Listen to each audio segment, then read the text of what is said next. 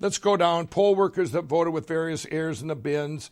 This is the one where you heard the ballots that were driven from New York to Pennsylvania. You'll hear a little about that in the show, too. I can't wait. We're going to go by Pennsylvania. You can all see it adds up to 866,000. Donald Trump lost by 68,000. And there'll be a point to all this I'm getting to. Yeah, Donald Trump lost by 68,000, and he could have just completely, just 86,000 votes were just completely screwed up. That's for sure. Okay, here's Wisconsin. Surge of identity combined voters in 2020. That would take a while to explain, but there was 130,000. U.S. Postal Service backdated ballots. Hold on, why are we getting this Okay. this? By the way, these little twitches. I don't know where they're coming from. These sparks here in the audio. I do not know what they're coming. I don't know how that's happening. But it's very disturbing. But what's also disturbing is we have this the margin eerie of music just Biden coming in as he's talking. Now we're going to go back to oh wait, Georgia. I just found the first typo. Everyone knows I found the first typo here. He put 400 comma and then 2 zeros after. So 40,000, but it's 400 and then comma and then another 2 zeros. It's just again, the most professional, the most complete, thorough, serious investigation revealing all the deep crimes that these people have done to this country. That is the idea of what they're doing here. And yeah, it's 400. That's what that number is there. Surge of indefinitely confined voters in 2020 generated by illegally expanding definition of infinite confinement. What the hell? Or indefinite confinement. What the hell does that even mean? They're just citing random laws at this point, just throwing them out there. And now he's going to lay out the case here for Georgia, the most serious state. Everyone knows Georgia had a lot of problems. We got to look through Georgia here. We got to see how much the margin of victory was screwed up by for Mr. Trump. U.S. Postal Service backdated ballots, 100,000. Okay, U.S. Postal Service backdated ballots. There were some problems with the U.S. Postal Service. What could that have been? Why did the U.S. Postal Service not function the way it was supposed to? Could it not be because of Trump intentionally screwing it up so he could come around and turn around and make that excuse? Again, there's no point in even saying this. There's no point in even trying to intentionally refute these arguments as if they're legitimate because they're just so off and crazy. But this is what at least what our court system said. They've dismissed them all because of lack of standing, and justifiably so. But it really is kind of an incredible display of just really complete incompetence. So yeah, there is that, and we're seeing that very strongly, folks. A lot of incompetence from Mike. Not a good show. You don't like it, Mike? Not very good. If you actually look into it. The mail-in ballots entry. The sad soundtrack that the editor was oh yeah, him talking for a while is probably be boring. Just spice up random music, just sad music. Just throw it in there randomly. Why not? Tabulation price under the guise of absentee ballots in clear violation of state law, 170,000. Okay. The margin of victory for Biden was 20,000 votes. Now we're going to go back to Georgia. Okay. Everyone knows the president called the Secretary of State in Georgia, and on that call, he said he was listing these to the Secretary of State. He said, okay, you have felons with incomplete sentences that voted and cast their vote, 2,560. Underage children that registered to vote and illegally voted, 66,247. Unregistered voters who voted, 2,423. Registered voters who voted in another state after their Georgia registration date, 4,926. Voters who voted in Georgia and also voted in another state, 395. Voters who voted in Georgia but changed their address before the election to do it, 15,700. People who failed to pre-register to vote in their county in time after moving from one county to another, 40,279. Voters who illegally claimed a post office box as their resident, 1,043. Voters who registered too late to vote in the election, 98. People who died prior to the election, And they were already dead. All this 10,315. 10,315. Like, you're just like random number generator here. 10,315 people already voted because they were dead. Like, what? Okay, ballots with... Let's just skip to another random point and see where we are. Oh, we have someone else he's interviewing someone here on the phone at about 11 minutes in. Let's get into this. Ooh, very exciting. Humanity and our country is this attack through these machines. They got this opened up, this revealed the machines to where we're at right now. So what you're going to watch during this show is 100% proof that the big thing was the theft by these other countries that came in to attack our country through these machines that are made to steal. And then there's, of course, the big red threat, the big red enemy, communist China. Uh-oh. Wait, what? Communist China? I thought it was Russia. Well, that was the Libs last election. Elections. Every election going forward in history, if these things would have happened, these two, and we would have never known, every single vote you would have ever made wouldn't have mattered. Somebody else would have made that vote. And we've all seen in this past month, you think it wasn't communists coming in and taking this over with people here. This is an attack not only on those other countries with communism, but they had domestic traitors right here in our country. Whatever's going on right now, we're seeing it. They're suppressing cancel culture. They're trying to cancel us all out. I just seen churches, the Christian churches, that was just an absolutely insane graphic. Right, they just had a big thing up on the screen that was like a stamp, and it was like canceled. Like, people on social media, anyone that speaks up, they're going, you can't say that.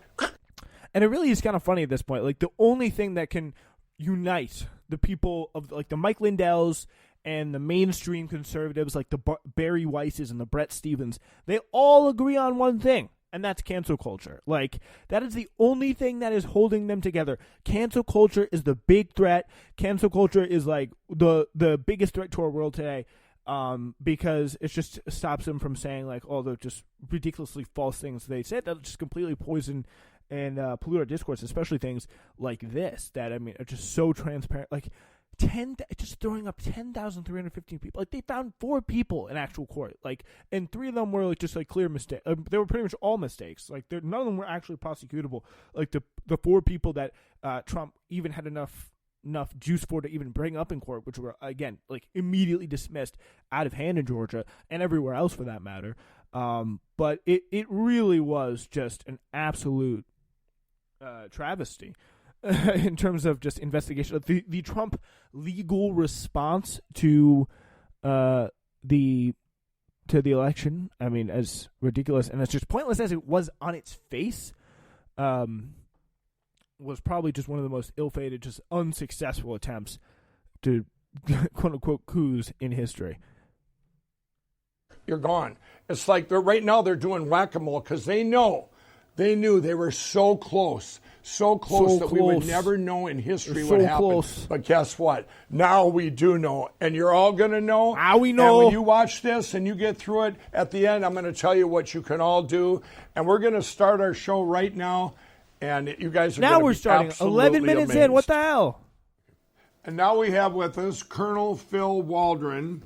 Yeah, so my background colonel in the military is with influence operations, information operations, information warfare, if you will. You know, what we're talking about here Sounds today serious. is specific, these machines that were used to hack into our election and by foreign countries, including China. And what did you kind of bring us up through the election for yourself, and then how you've gotten so involved right now? Yeah, and then, of course, the name tag here says Cole for Colonel Fee Waldron instead of Phil Waldron. Like, I'm sorry. I hate to be like one of those people, but again, like, this is their big thing. This is their big thing that's supposed to be super convincing, and they can't even get their, like, spelling right. They can't even get the like, you'd think that they would put a little bit more effort. This is just so atrociously produced. Like, it is literally just 1970s. Like, you play this at, like, during, like, a teacher plays this during school, But it was clear it was made in the 1970s in terms of like educational material. But again, this is not even educational material. It is made in 2021, and it is just absolute crap. Like, yeah, we began looking, working with our partners in Dallas at Allied Security Operations Group, with doing some analysis on the data that they had, looking at not only Dominion, but ES&S and HART, several of the other electronic voting management systems. And we saw a lot of similarities and vulnerabilities in the systems that would be easily influenceable or easily interdicted. And again, as an information warfare officer, that's what I did. I looked for vulnerabilities and ways to attack systems to create a strategic advantage for U.S. friendly forces. And so when we started seeing the vulnerabilities and all the different ways that you could interdict these electronic voting systems, it became apparent that we had a problem for the November 3rd election.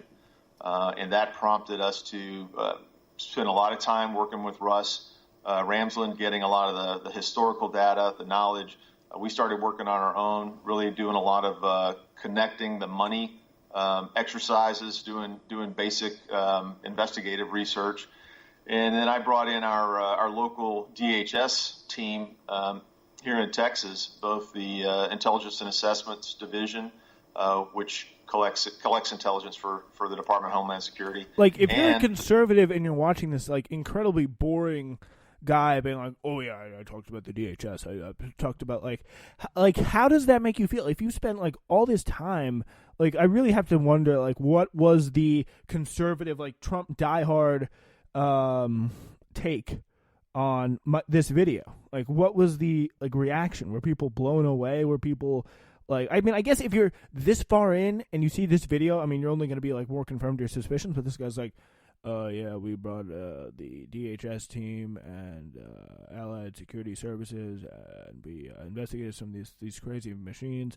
And it's just really just completely, like, unspecific. Like, if I was someone who was, like, actually caring about this, I could not imagine watching this and be like, wow, this is fat. Like, they're really giving me the good stuff here. Like, they're telling me, like, clear and concise. This is boring. It's, like, a really bad, boring presentation. The CISA, our local CISA rep, and we spent quite a bit of time giving them an introduction to what we saw and the vulnerabilities and the ways that these systems could be interdicted to change election outcomes at, you know, the machine level, the server level, fraud at the local level, which, you know, is required to induce the illegitimate ballots. Right. Then you've got the machine level, which is kind of what you were talking about, the algorithms that are directly input into the tabulators, and we have evidence of that in Ware County, Georgia, that you know, X amount of ballots went through, and they basically stole 13% of the vote from President Trump and put that 13% of the vote into the category for former Vice President Biden, which made a 26% shift in the vote. And so when you look at the machine level, the machine for yeah, again, it's just like he's just saying this. There's no, like, things flashing up on the screen. He's just kind of, like, boredly sitting there on Skype being like, looking at this, like, windowless room being like, yeah, 13% of the vote changed. Trust me. And it made a 26% difference. That's pretty significant right there to former Vice President Biden. Great. Dominion or ES&S, there are so many vulnerabilities in the systems. There are so many fundamental cybersecurity practices that are not enabled that it basically allows anybody who has some technical ability and the want to go and influence our elections. Wow. And sort of that strategic level is foreign intelligence services, and we've got pretty much Yeah, so it's like, it's not even like the Democrats committed massive voter fraud at this point. It's like the delusions of grandeur right now are so strong that, like, wow, we have foreign intelligence companies like Communist China coming in and interfering with our elections, man. Like, this is just unprecedented stuff. There's no way of, like, knowing how to stop it. We're trying to figure it out. But I'm here to talk to this colonel about it. We're going to tell you about it all throughout this show. Like, it's just completely, like, boring, unconvincing presentation. Like, I really don't know. I could be wrong, but like watching this, it's hard to think. Just the way this present, like the feeling I get from like this website, this movie, and just the reaction that I've seen around it, just which has been none in any way, shape, or form.